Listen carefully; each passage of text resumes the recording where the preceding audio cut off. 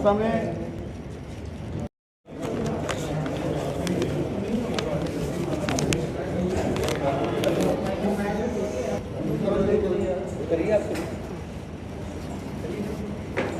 सम्मानित पत्रकार बंधु, अमृतसर की इस पावन भूमि को, स्वर्ण मंदिर की इस पावन भूमि को प्रणाम करती हूँ, नमन करती हूँ और आप सबका कांग्रेस कार्यालय में अभिवादन करती हूँ, स्वागत करती हूँ। मेरे साथ मंच पर मौजूद हैं अमृतसर के हमारे बहुत ही वरिष्ठ जिलाध्यक्ष अश्विनी पप्पू जी, तमाम हमारे गणमान्य वरिष्ठ नेता यहाँ मंचासीन हैं, हमारे पार्षदगण मंचासीन हैं, हमारे युवा कांग्रेस के साथी यहाँ हमारे साथ मौजूद हैं। मैं सभी का इस प्रेस वार्ता में स्वागत करती हूँ। आज इस महत्वपूर्ण प्रेस वार्ता के लिए आप लोगों ने अपना बहुमूल्य समय दिया, उसके लिए भी आपका कोटि कोटि धन्यवाद। बड़ा हुआ तो क्या हुआ, जैसे पेड़ खजूर, पंथी को छाया नहीं, फल लागे अति दूर। आप समझ ही गए होंगे मैंने किन के लिए ये कहा है। मैं आज आपके सामने गरिमा दसौनी, AICC मेंबर भी हूँ और AICC के द्वारा भेजी गई प्रवक्ता। महिला आरक्षण जो कि एक जुमला साबित हो रहा है, वो कैसे मैं आपको आगे बताऊंगी, उसके लिए ये महत्वपूर्ण प्रेस वार्ता करने देहरादून उत्तराखंड से आपके बीच में पधारी हूँ। नाम के बड़े और दर्शन के छोटे आपने सुना होगा, लेकिन मोदी जी दर्शन के छोटे नहीं, बौने निकले। मातृशक्ति को सौगात दी भी तो इतना छोटा दिल करके, शर्तें जोड़ दी उसके साथ। आधी आबादी हमारी है और आपने खुद कहा था मिनिमम गवर्नमेंट मैक्सिमम गवर्नेंस। आपने खुद कहा था जितनी आबादी उतनी भागीदारी और उतनी ही हिस्सेदारी। हम आधी आबादी हैं। 9.5 साल बाद पूर्ण बहुमत होने के बावजूद आपने 9.5 साल बाद हमें तरसा कर रखा। एक याचक की भूमिका में मातृशक्ति को आपने रखा देश की। और अब आप जो झुंझुना हमें दिखा रहे हैं महिला आरक्षण का, वो ऐसा लग रहा है आपने कोहनी में खाना लगा दिया हमारे और कह रहे खाओ। गाजर लटका दिए ऊपर लंबे बांस पर और कह रहे खाओ। तो ये जुमला नहीं तो और क्या है। इससे पहले के जुमले भी कुछ याद दिला दूं। मोदी कार्यकाल के 15-15 लाख आएंगे, 2 करोड़ नौकरियां सालाना मिलेंगी, किसानों की आय दोगुनी होगी, 100 स्मार्ट सिटीज़ बनेंगी, सांसद गांव गोद लेंगे। वो गोद से नीचे ही नहीं उतर पा रहे हैं गांव आज तक। तो और जब अमित शाह जी से पूछा गया कि आप लोगों ने तो चुनाव में कहा था 2 करोड़ नौकरियां देंगे, 15 लाख रुपए सबके खाते में आएंगे, तो बोले अरे चुनाव में जुमले बोले जाते हैं। तो ये भी जुमला है। कांग्रेस में और भाजपा में जो बड़ा अंतर है वो मैं आपको बताना चाहती हूँ। कांग्रेस जब 9 मार्च 2010 को ये महिला आरक्षण बिल लाई, उसके लिए पूरी तैयारी की, होमवर्क किया। मई 2008 को केंद्रीय समिति ने प्रस्ताव पारित किया कि अब महिला आरक्षण बिल लाना चाहिए। बहुत देर हो गई, बहुत साल हो गए, महिलाओं की मांग पर गौर किया जाना चाहिए। और मई 2008 में ही उसको ड्राफ्टिंग स्टैंडिंग कमेटी को सौंप दिया गया और कहा गया कि आकलन करो क्या क्या क्लॉजेज होंगे, कैसे दिया जाएगा। उन्होंने आकलन किया, 1.5 साल तक आकलन किया और 2009 दिसंबर में उन्होंने अपनी रिपोर्ट सौंपी स्टैंडिंग कमेटी ने। फिर 2010 में फरवरी में इसको कैबिनेट ने पास किया और 9 मार्च 2010 को इसको राज्यसभा में पारित कर दिया गया। मैं उस समय के भाजपा के वरिष्ठ नेता स्वर्गीय अरुण जेटली जी को याद करना चाहती हूँ। उन्होंने कहा था आज का दिन ऐतिहासिक है, बहुत महत्वपूर्ण है, बल्कि सब ने इसका विरोध किया। इसकी कहानी महिला आरक्षण की शुरू होती है 1989 से, जब स्वर्गीय राजीव जी ने सपना देखा कि महिलाओं की भागीदारी सुनिश्चित होनी चाहिए, उनको अग्रणी स्थान मिलना चाहिए, उनकी सामाजिक भागीदारी होनी चाहिए, उनको लीड रोल मिलना चाहिए, वही महिला सशक्तिकरण होगा। और राजीव जी पीछे नहीं हटे। 73वें और 74वें जो संविधान संशोधन बिल है, उसके ज़रिए उन्होंने निकायों में, पंचायतों में जो आप 15 लाख आज जनप्रतिनिधि महिलाओं के रूप में देख रहे हैं, 40% उनमें से चुनकर आती हैं, यानी कि चुनाव जीत कर आती हैं। वो है असली महिला सशक्तिकरण। केवल जुबानी जमा खर्च नहीं करती कांग्रेस। मैंने होमवर्क की बात जो यहाँ पर कही कि फ़र्क देखिए कांग्रेस और बीजेपी का। आपको लगेगा कि कांग्रेस देर करती थी इसलिए 1.5-2 साल लगाए, इन्होंने चटमंगनी पट ब्याह कर दिया, पर इन्होंने ऐसे ही नोटबंदी ला दी हम पर बिना होमवर्क के। नतीजा क्या रहा? 0, 0 बटा सन्नाटा। ऐसे ही इन्होंने अचानक रात को जीएसटी लाद दी हमारे ऊपर, और उस जीएसटी में आप गूगल करेंगे तो आपको पता चलेगा सैकड़ों संशोधन हो चुके हैं। उसके बाद इन्होंने 3 कृषि कानून लाद दिए जो इन्हें थूक कर चाटना पड़ा और यू टर्न लेना पड़ा। यानी कि जब आप होमवर्क नहीं करेंगे, जब आप तैयारी नहीं करेंगे तो ऐसे ही मुंह की खानी पड़ेगी। और यहाँ एक बार फिर वही दिखाई पड़ रहा है कि ना 33 में आरक्षण दिख रहा है, न 39 में दिख रहा है 2039 में, और हमसे कहा जा रहा है दे दिया दे दिया दे दिया। इसको जुमला नहीं तो और क्या कहें। और मैं तो उन भाजपा की महिला नेत्रियों पर मुझे बड़ी दया और तरस आ रही है जो फूल बरसा रही हैं। या तो वो बहुत मासूम हैं, या बहुत भोली हैं, या फिर अंधभक्ति में अपनी सूझबूझ खो चुकी हैं, बावली फूल बरसा रही हैं। पता ही नहीं, उनको ऐसा लग रहा है गोया सबके सब विधायक बन गई या एमपी बन गई, वो सबके सब सांसद बन गई हैं, ऐसे झूम रही हैं, नाच रही हैं। उन्हें पता ही नहीं चल रहा, गाजर लटका दी गई है आपके आगे से भी, जैसे युवाओं के आगे से 2 करोड़ की गाजर लटकाई गई थी। मैं आपको बताना चाहती हूँ 2010 में,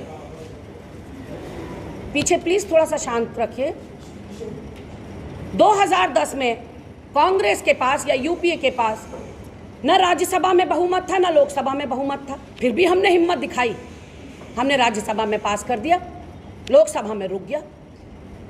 आपके पास तो पूर्ण बहुमत है, फिर भी 9.5 साल आपने इंतजार करवाया।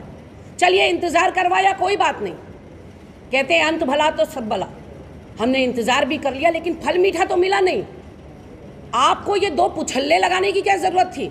जनगणना होगी, फिर परिसीमन होगा, फिर जाकर मिलेगा।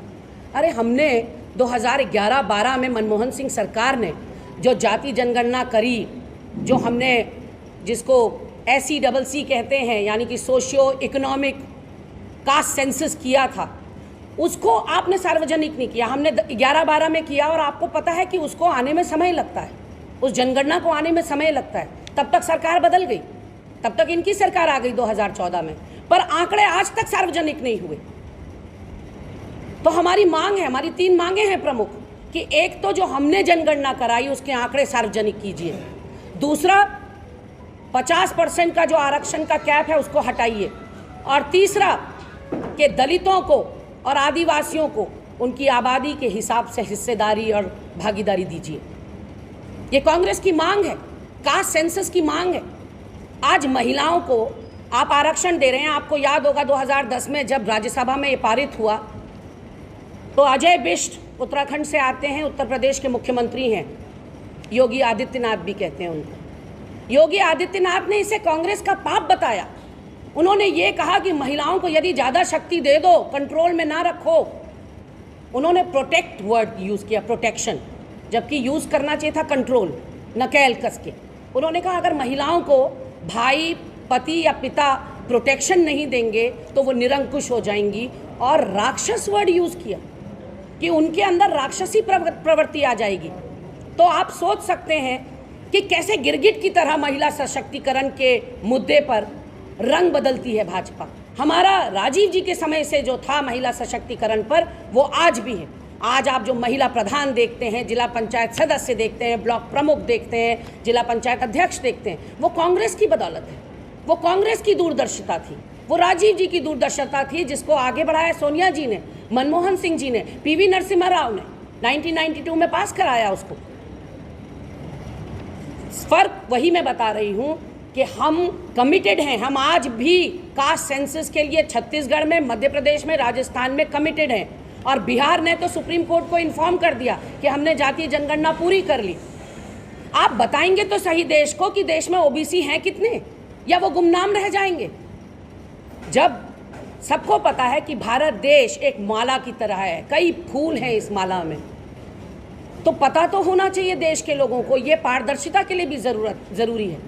सोशियो इकोनॉमिक समानता जो हम कहते हैं, सामाजिक, आर्थिक, राजनीतिक समानता, उसके लिए बहुत ज़रूरी है कि कास्ट सेंसस होना चाहिए। कांग्रेस पार्टी पहले दिन से इस बात को लेकर अड़े है। और जब आपने कराया ये बिल, सदन में आपने पेश किया, आपने महामहिम राष्ट्रपति महोदया को नहीं बुलाया, द्रौपदी मुर्मू जी को नहीं बुलाया। पहले तो महिला होने के नाते उनका अधिकार था कि वो सदन में रहती, महिला भी छोड़िए तो उनका राष्ट्रपति होते हुए अधिकार था कि वो सदन में रहती। पूरी मातृशक्ति का अपमान नहीं तो और क्या है ये? आपने निश्चित रूप से अपमान किया है मातृशक्ति का। और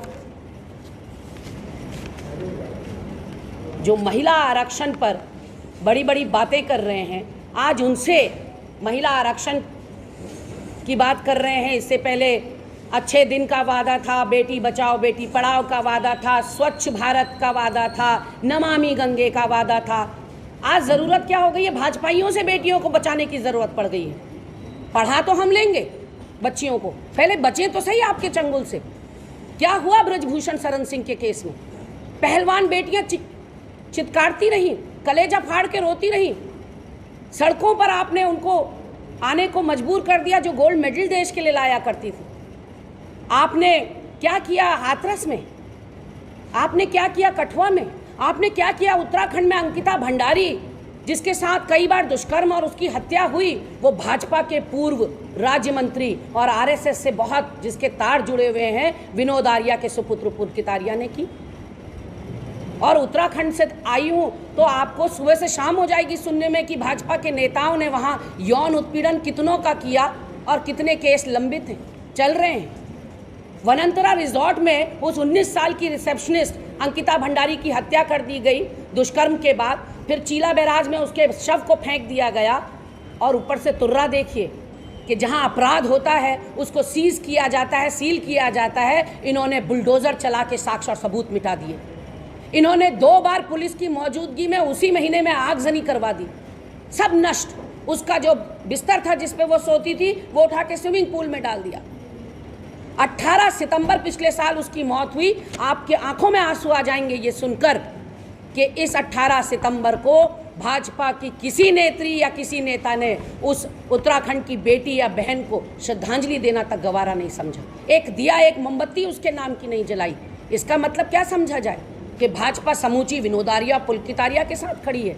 अंकिता क्या पहाड़ की बेटी नहीं थी? वैसे ही अनगिनत पूरे देश में आप निकालेंगे तो आपको हाथरस और कठुआ जैसे केसेस मिलेंगे जिनको रात के अंधेरे में जिनकी चिता को आग लगा दी जाती है ताकि दुनिया को पता ना चल सके। ये है इनका महिला सशक्तिकरण। तो साफ बात यह है कि महिला आरक्षण बिल एक आई वॉश है, एक झुंझुना है, एक गुगली है मोदी की महिलाओं के लिए। जैसा कि मैंने कहा, बड़ा हुआ तो क्या हुआ, जैसे पेड़ खजूर। बड़े तो नाम के बहुत हो गए मोदी जी, लेकिन फली किसी को नहीं मिल पा रहा है, आउट ऑफ रीच हो गए हैं।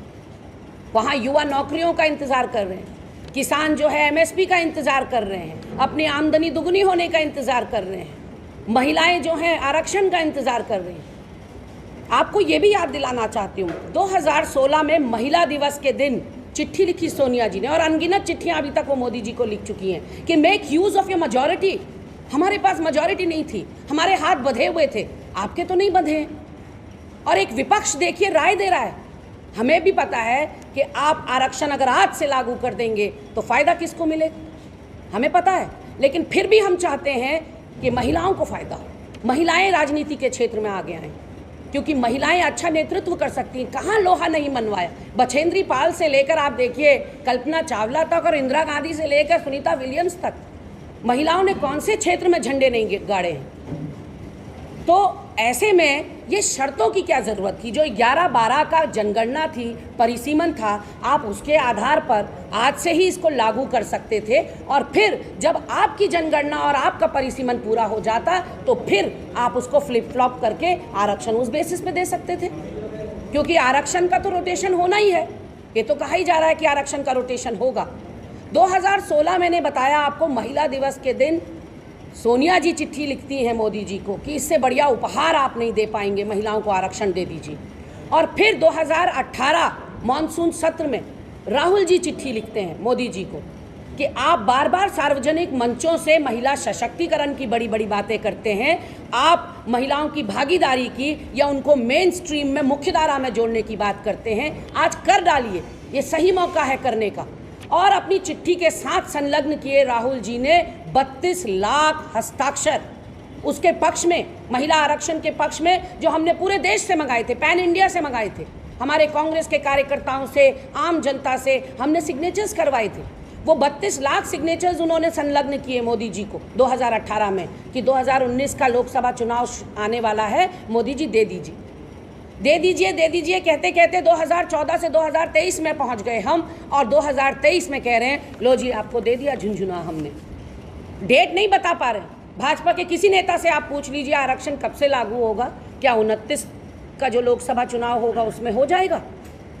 क्या 2033 में जो होगा वो हो जाएगा? 33 या 34 में, या नीचे 39 आ जाइए हो जाएगा? कोई श्योरिटी नहीं, कोई गारंटी नहीं, केवल जुबानी जमा खर्च। इतने सारे लोग लुभाने, हमको सपने दिखाए, सब्जबाग दिखाए, लेकिन नतीजा आप देख रहे हैं कि क्या है। आज के समाचार पत्र में मैं पढ़ रही थी साथियों, हमको कच्चा तेल रशा 30% ज़्यादा दे रहा है, 30% और देशों के मुकाबले। औरों को $60 प्रति बैरल मिल रहा है, हमको 90। ये है उनकी 56 इंची छाती, और ये है उनकी अंतर्राष्ट्रीय ख्याति कि रूस थर थर थर थर काँप रहा है, और केवल भारत ऐसा देश है जिसे $30 प्रति बैरल ज़्यादा में कच्चा तेल दे रहा है। क्यों? कोई सवालों के जवाब नहीं। यहाँ सवाल के जवाब नहीं मिलते। मणिपुर पे कितने मिल गए, नूहू पे कितने मिल गए? तो जब सरकारों को बहुमत मिल जाता है वो ऐसे ही निरंकुश और ऐसे ही अराजक हो जाती हैं जैसे इस समय केंद्र की सरकार है। किसी की कोई सुनवाई नहीं है, ना मीडिया की, ना जनता की, ना विपक्ष की, और ना आधी आबादी की। आपको आधी आबादी को यदि सौगात देनी थी, आप मंचों से तो कहते हैं यत्र नार्यस्तु पूज्यन्ते रमन्ते तत्र देवता, या कहते हैं कि या देवी सर्वभूतेषु शक्ति रूपेण संस्थिता नमस्तस्य नमस्तस्य। ये मंचों से सुनने में बड़ा अच्छा लगता है, लेकिन किया क्या आपने? एक भद्दा मजाक किया है देश की महिलाओं के साथ। और मैंने जैसा कि कहा, मैं हतप्रभ हूँ भाजपा की महिलाओं को देखकर कि इधर धुन बजती है उधर नाचने लगती है। समझ में उनको नहीं आता। जरूरत क्यों पड़ रही है? जैसा मेरा इससे सवाल नहीं है, ठीक है, उन्होंने तो कह दिया 2029 में, तो क्या कांग्रेस 2024 में लोकसभा इलेक्शन आ रहे हैं, तो क्या कांग्रेस इस बार 543 सीटों में से कुछ ऐसा तय करेगी कि नाम को सेट कर दे कि जब मिल आएगा आएगा, हमने तो इतनी महिलाओं को जो है टिकट दे दी? नहीं, बिल्कुल आपने ठीक कहा कि हम पार्टी लेवल पे भी वो डिसीजन ले सकते हैं या ले सकते थे। उसमें होता क्या है, जब तक सपोज मैं आपको एक उदाहरण के तौर पर आपको बताऊं कि अगर सरकार हेलमेट पहनने पर चालान नहीं करेगी, एक्शन नहीं लेगी और कहेगी कि नागरिक खुद अपने बच्चों को या अपनी जान की रक्षा करें, तो आप में से कितने हेलमेट लगाएंगे अगर चालान नहीं होगा? तो शायद आधे भी नहीं। इसलिए कानून की ज़रूरत पड़ती है कि हमारी पार्टी पुरुषों से, महिलाओं से, दोनों से बनती है। तो अगर कानून नहीं होगा तो आप सोच सकते हैं कि जब पार्टी महिला कैंडिडेट विदाउट बिल या विदाउट कानून के थोपेगी तो कितना रोष पनपेगा। जब कानून नहीं है तो फिर जो वहाँ तैयारी कर रहे हैं सालों साल से, फिर उन सब का अधिकार है टिकट मांगने का। पार्टी लास्ट टिकट डिसाइड करती है, वो बिल्कुल बेहतर बात है, लेकिन जो तैयारी करते हैं उनके ऊपर कोई तो ढाल चाहिए। तो वही चीज़ हम कह रहे हैं कि जब हम आधी आबादी हैं, और भाई साहब देखिए, आधी आबादी यदि हमें कह रहे हैं तो वो कौन है हमें देने वाले, कौन हम लेने वाले? हम तो बराबर है ना। बिल बन गया तो मान लीजिए कोई एमपी है तो उसकी भक्ति को बाद में टिकट मिलेगी, ये देखते हैं हम। बिल्कुल बिल्कुल सच कहा होता है जी। इसलिए आप लोग एग्जांपल सेट करिए ना, और एक बीजेपी को पूरा जवाब दीजिए 2024 में। देखिए, हमने आधी आबादी अगर आपको वोट देगी, अगर उनके लिए आप एग्जांपल को सेट करेंगे तो आप कितने वाले बनेंगे? बिल्कुल बेहतरीन।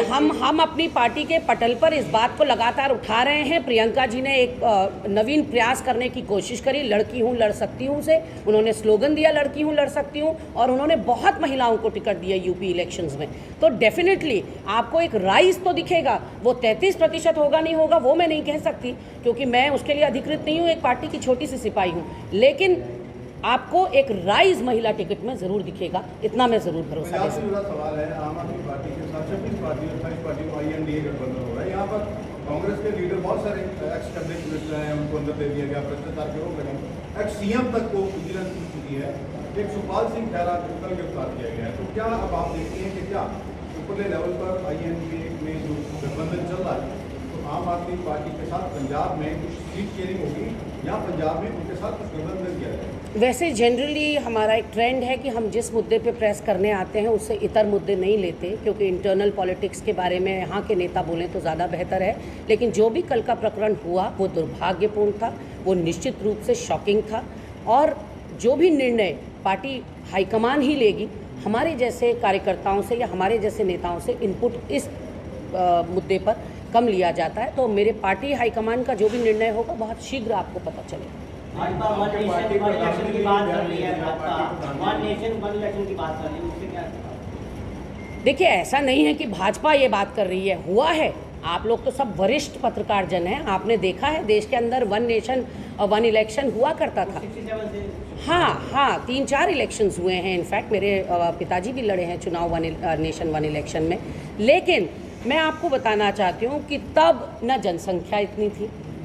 आज आप अगर वन नेशन वन इलेक्शन कराते हैं तो कई राज्यों की आपको विधानसभा समय से पहले भंग करनी पड़ेगी। कुछ का जिनका बहुत समय है उनको समय से पहले गठित करना पड़ेगा, और और संवैधानिक प्रश्न ये है कि बिना राज्यों की संस्तुति के आप विधानसभा भंग नहीं कर सकते। आपको एक कोलैटरल उसमें मशवरा करना पड़ता है, मंथन करना पड़ता है। और जो आयोग ने रिपोर्ट भी दी उसने भी यही कहा कि ये फीजिबल नहीं है। आप 1 साल की रिपोर्ट देखिए तो वो कहता है कि ये सही टाइम नहीं है कराने का, फिर दूसरे साल की रिपोर्ट आप देखते हैं तो कहते हैं कि हाँ हो सकता है। तो कहीं ना कहीं ऐसा लग रहा है कि कठपुतली का जो तार है कहीं और जुड़ा हुआ है। और देखा जाए तो उतने EVM उतने बैलेट बॉक्स जुटाने में ही काफ़ी टाइम लग जाएगा, और सही तरह से अगर आप समग्रता में देखें तो वो पॉसिबल भी नहीं दिखाई पड़ता। जो मौजूदा हालात है, आपको लगता है कि इंडिया का जो पूरा एक गठबंधन आपके साथ बना है वो पंजाब को उसमें से एक्सक्लूड किया जा सकता है? मैंने जैसा कि कहा कि मेरे लिए इस विषय पर कोई भी टिप्पणी करना जल्दबाजी होगी। हमारा जो शीर्ष नेतृत्व है, केंद्रीय नेतृत्व है, बहुत पैनी निगाह पंजाब के पूरे घटनाक्रम पर बनाया हुआ है, और जो भी वो निर्णय लेंगे वो हम सब कार्यकर्ताओं को सिरोधार्य होगी, और निर्णय उन्होंने ही लेना है, निर्णय हमारी ओर से नहीं लिया जाना। और कोई सवाल आपके?